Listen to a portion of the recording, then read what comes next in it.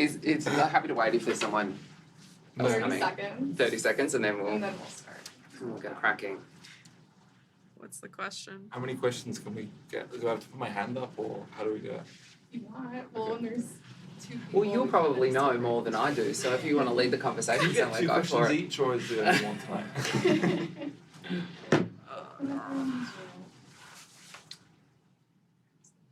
All right, sure. No worries.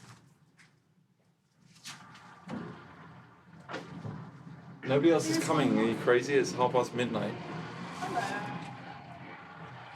Oh, someone else is here. Oh, it's Money. How you doing? Good. I thought I had a one-on-one. Sorry. Well played. Just how do you feel you played? That was obviously tough at the beginning, but you came through, right?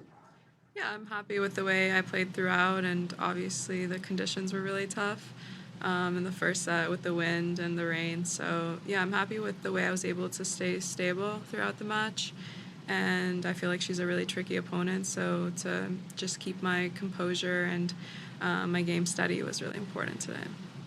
Maya's a really aggressive player, but the stats were kind of wild that it was like 23 winners to 5. Like, it seemed like you're hitting bigger. You've always been an aggressive player, but would you say that's true? Like, you're even more aggressive than you were, say, earlier this year? I feel like that's always been, my goal is to be an aggressive baseliner and to take initiative of the points. So that's always, what I try to do in the matches. Maybe in the beginning of the year, I think I was struggling a little bit with that, but as the year has progressed, I've tried to take more and more initiative of being aggressive and trying to step into the court. So, yeah, for you to say that, it means that I'm, progressing and doing what I'm supposed to do. So, yeah, that makes me happy. And one other thing you mentioned after Wimbledon was saying that you wanted to put a specific focus into your serve. Your serve numbers were really good tonight. Is that something that you did continue to work on after Wimbledon and you feel is improving for you? Yeah, for sure. The serve is something that I was working on a lot at the start of the hard court season. And yeah, I feel like I'm not struggling with it as much anymore. And we made like a few adjustments. So I'm really happy with the way I was able to turn around my serve coming into here. In general, I'm curious, what are you happy about after 2 matches, and what would you want to improve, I guess? I'm really not putting any pressure or expectations on myself. I think I did a little bit in the first round, and I told myself to kind of lift that off. And I feel like my game is there and my confidence is there. So all I really need to do is just go out there and honestly, I just tell myself to have fun and enjoy the moment, because I feel like I've done all the work and there's nothing I should really be hyper focusing on.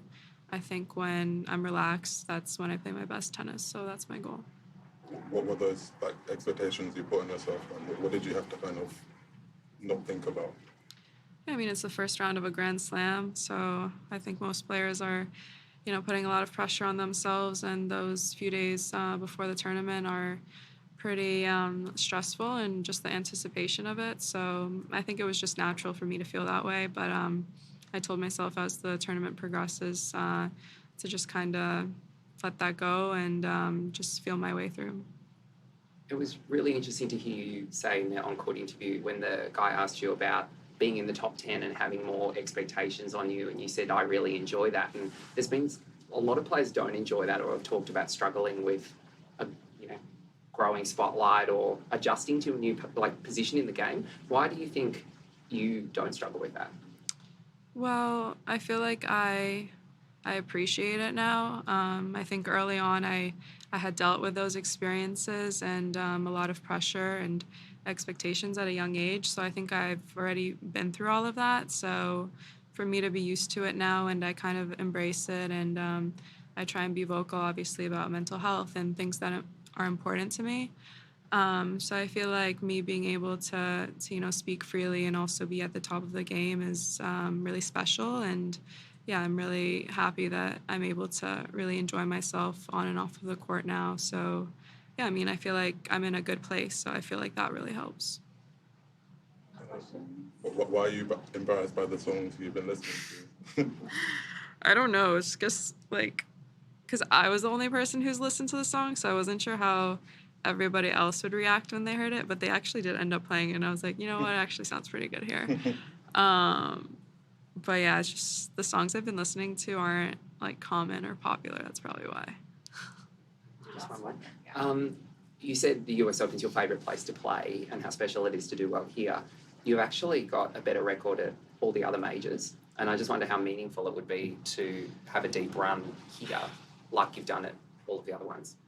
For sure, it would be super, super special. I mean, I saw someone said something about me having my first round win here since 2021, and I didn't even realize that. So I was like, okay, well, that's already progress. But yeah, I mean, it's a super special place and a super important tournament for me that I really enjoy playing at. So to have a deep run here would be really meaningful. Thank you.